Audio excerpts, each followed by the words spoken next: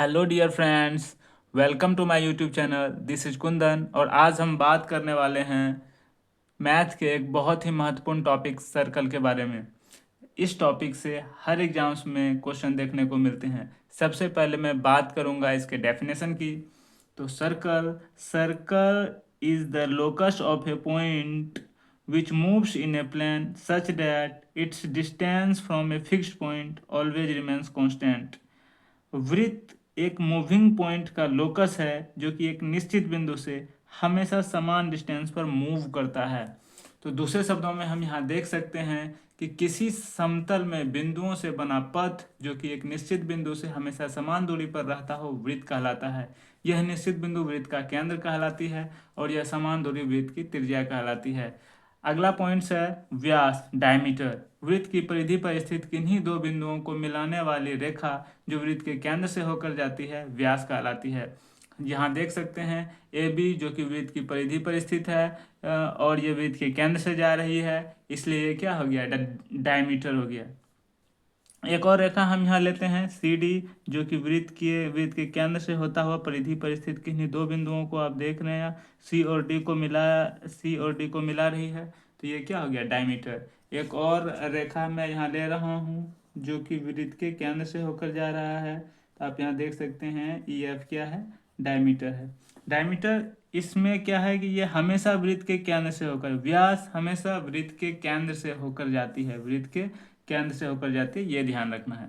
और ये केंद्र से परिधि पर स्थित किसी बिंदु को मिलाने वाली रेखा त्रिज्या कहलाती है। ये आर इधर भी ये आर हो गया, तो डायमीटर जो है आपका, डायमीटर 2r के बराबर होता है, ये ध्यान रखना है। अगला पॉइंट्स है जीवा, कोड। वृत्त की परिधि पर स्थित किन्हीं दो बिंदुओं को मिलाने वाली रेखा वृत्त की जीवा कहलाती है। आप यहाँ देख सकते हैं वृत्त की परिधि पर स्थित दो बिंदु ए और बी को यहाँ एक सरल रेखा मिला रही है, तो ये क्या हो गया, वृत्त की जीवा हो गया। किसी भी दो बिंदु को, एक बिंदु ये है एक बिंदु ये है, अगर इस दोनों को मिलाएंगे तो ये क्या हो गया, वृत्त की जीवा हो गई।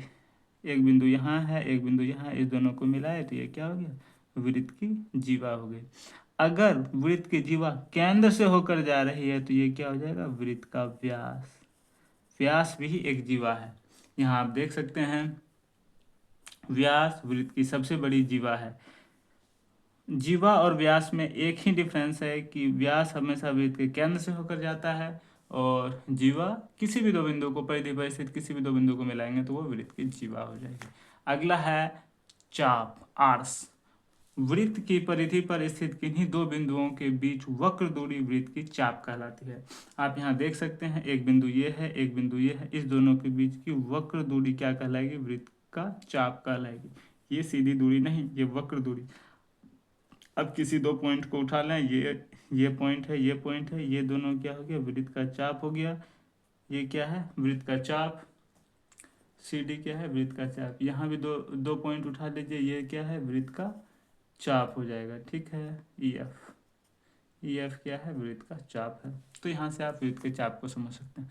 अगला पॉइंट है आपका अप्रतिच्छेदी रेखा और छेदक रेखा और स्पर्श रेखा। Non intersecting line, secant line और टेंजेंट लाइन। आप देख सकते हैं यहाँ कि एक लाइन और सर्कल के बीच कोई भी कॉमन पॉइंट्स नहीं है, इसको हम नॉन इंटरसेक्टिंग लाइन कहेंगे।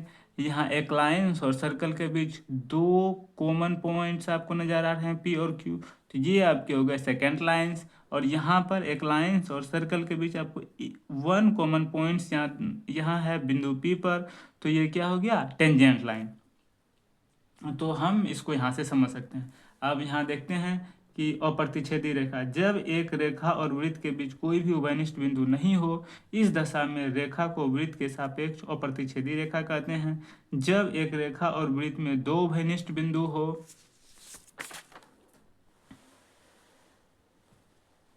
इस दशा में हम रेखा को वृत्त की छेदक रेखा कहते हैं। स्पर्श रेखा, किसी वृत्त की स्पर्श रेखा वह रेखा है जो वृत्त को केवल एक बिंदु पर स्पर्श करती है। आप यहाँ देख सकते हैं कि ये ए बी क्या है, स्पर्श रेखा है, बिंदु वृत्त को बिंदु पी पर स्पर्श कर रही है। अगला पॉइंट है वृत्त के एक बिंदु पर एक और केवल एक स्पर्श रेखा होती है।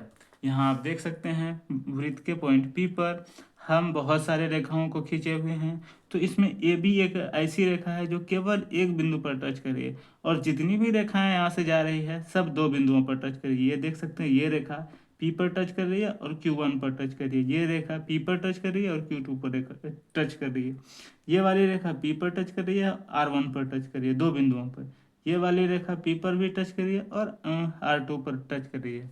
यहाँ से आप देख सकते हैं कि एक बिंदु पर केवल एक ही रेखा खींची जा सकती है। जैसे ये बिंदु है, यहाँ पर एक ही रेखा खींचेंगे, अगला बिंदु जैसे ही लेंगे वहाँ पर स्पर्श रेखा का डायरेक्शन थोड़ा सा चेंज हो जाएगा, अगला बिंदु जैसे ही लेंगे वहाँ पर स्पर्श रेखा का डायरेक्शन थोड़ा सा चेंज हो जाएगा, जैसे ही अगला पॉइंट्स लेंगे तो उसका डायरेक्शन क्या होगा, थोड़ा सा चेंज हो जाएगा। अलग अलग पॉइंट्स पर स्पर्श रेखा का डायरेक्शन अलग अलग होगा और वो चेंज कर जाएगा। एक बिंदु पर एक और केवल एक ही स्पर्श रेखा खींचना संभव है। किसी वृत्त की स्पर्श रेखा छेदक रेखा की एक विशिष्ट दशा है जब संगत जीवा के दोनों से संपाती हो जाए। यहाँ आप देख सकते हैं कि ये टेंजेंट लाइन हो गया, ये टेंजेंट लाइन हो गया, ये सेकेंड लाइन हो गया। इसमें दो उभयनिष्ठ बिंदु, सेकेंड लाइन में आपका दो उभयनिष्ठ बिंदु होता है, छेदक रेखा में दो उभयनिष्ठ बिंदु होता है। और यहाँ कहा जा रहा है ये टेंजेंट लाइन सेकेंड लाइन की एक ऐसी अवस्था है जब इसके दोनों बिंदु एक ही बिंदु हो जाए। आप यहाँ देख सकते हैं दोनों रेखा आपस में समपाती हैं, इसका मतलब एक रेखा दूसरी रेखा के ऊपर ओवरलैप होगा, और अगर बिंदु समपाती है तो एक बिंदु दूसरे बिंदु के ऊपर ओवरलैप होगा, एक ही बिंदु के ऊपर दूसरा बिंदु। तो यहाँ वही कहा जा रहा है कि टेंजेंट लाइन सेकेंड लाइन की एक ऐसी स्थिति है जिसमें कि सेकेंड लाइन के दोनों बिंदु एक ही बिंदु हो जाए, एक ही बिंदु पर आ जाए। तो इसी चीज़ का यहाँ वर्णन है। ठीक है, आप यहाँ देख सकते हैं विशिष्ट दशा है दोनों से संपाती हो जाए, यहाँ आप ध्यान देख सकते हैं। ठीक है, अगला पॉइंट्स है वृत्त के किसी बिंदु पर स्पर्श रेखा स्पर्श बिंदु से जाने वाले त्रिज्या पर लंब होती है। यहाँ आप देख सकते हैं कि ये स्पर्श रेखा है, स्पर्श बिंदु से जाने वाली त्रिज्या, ये जो स्पर्श बिंदु से त्रिज्या जा रही है ये क्या हो गया, इस पर लंब होती है, ये आपको यहाँ कहा जा रहा है। तो ठीक है, हम क्या जानते हैं कि किसी बिंदु से और इस लाइन के बीच जो लंब बनेगा वो इस लाइन और इस बिंदु के बीच सबसे न्यूनतम दूरी होगा, जो दूरी सबसे न्यूनतम होगा वही इस रेखा पर लंब होगा। आप देख सकते हैं अगर हम ये सबसे न्यूनतम दूरी तो यही होगा यहाँ पर, तो यही इस पर लंब होगा, और बाकी कोई दूसरी लेंगे तो ये लंब नहीं होगा क्योंकि इस लाइन से ये बड़ी हो गई, तो ये लाइन्स इस पर लंब नहीं होंगी। लंब कहने का मतलब है परपेंडिकुलर, इस बिंदु से इस रेखा के जो डिस्टेंस होगा सबसे न्यूनतम डिस्टेंस होगा। वही यहाँ हम ध्यान देते हैं कि इस रेखा पर इस बिंदु से जो आपका परपेंडिकुलर होगा, लंब होगा, वो सबसे न्यूनतम दूरी जो होगा वही इस रेखा पर इस बिंदु से लंब होगा। तो आप यहाँ देख सकते हैं कि ये रेखा सर्कल को सिर्फ एक बिंदु P पर टच कर रहा है, बाकी इस रेखा पर जो भी पॉइंट्स हैं वो सर्कल से बाहर हैं। हम यहाँ एक पॉइंट Q लेते हैं और यहाँ सेंटर से मिला दिए, तो ये क्या हो गया, ये Q पॉइंट्स सर्कल पर तो नहीं है, तो ये OP से बड़ा होगा। यहाँ इस रेखा पर कोई भी दूसरा पॉइंट्स लेंगे Q तो वो OP से बड़ा होगा। क्यों होगा, क्योंकि ये सर्कल पर तो आएगा नहीं, सर्कल पर नहीं आएगा तो इस रेखा पर आएगा, इस रेखा पर आएगा तो OP से बड़ा होगा, क्योंकि OP के बराबर होने के लिए इसको सर्कल पर आना पड़ेगा।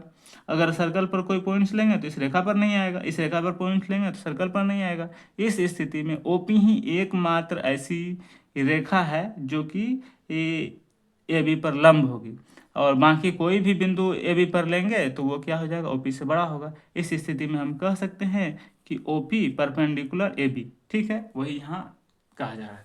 इसमें आप वृत्त के किसी बिंदु पर स्पर्श रेखा स्पर्श बिंदु से जाने वाली त्रिज्या पर लंब होती है, ये आप समझ गए होंगे। अगला है एक बिंदु से एक वृत्त पर स्पर्श रेखा की संख्या।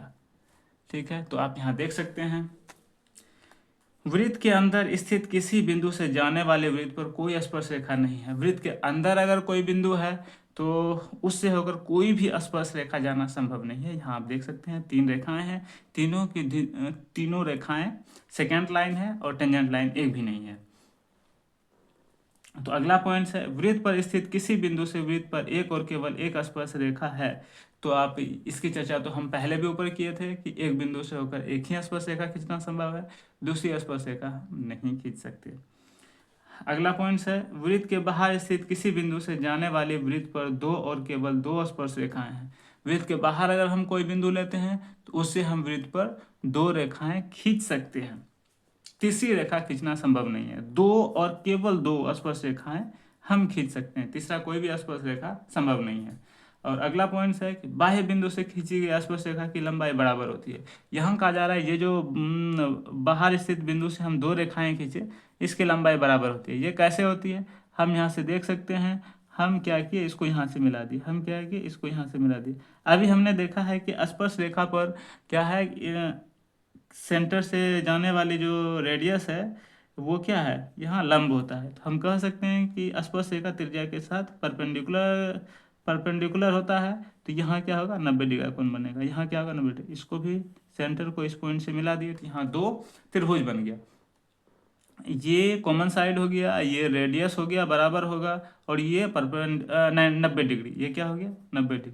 यहाँ से हम कह सकते हैं कि आर एच एस से ये दोनों त्रिभुज क्या होगा, सर्वांग। इस स्थिति में कह सकते हैं कि PT1 बराबर PT2। आज हमने कुछ महत्वपूर्ण बिंदुओं को देखा, कुछ बच गए हैं जो हम अगले वीडियो में देखेंगे, अगले पार्ट में देखेंगे। तो आप मुझे कमेंट सेक्शन में ज़रूर बताएं कि आपको वीडियो कैसी लगी। अगर आपको वीडियो अच्छी लगी तब तो आपको बहुत अच्छे से पता है क्या करना है। जल्दी से कर दीजिए चैनल को सब्सक्राइब, बेल आइकन को कीजिए प्रेस, सो डैट जैसे ही हम कोई वीडियो अपलोड करें सबसे पहले नोटिफिकेशन आपके पास पहुंचे। आज के लिए इतना ही, मिलते हैं नेक्स्ट वीडियो में। So that's it guys, see you soon.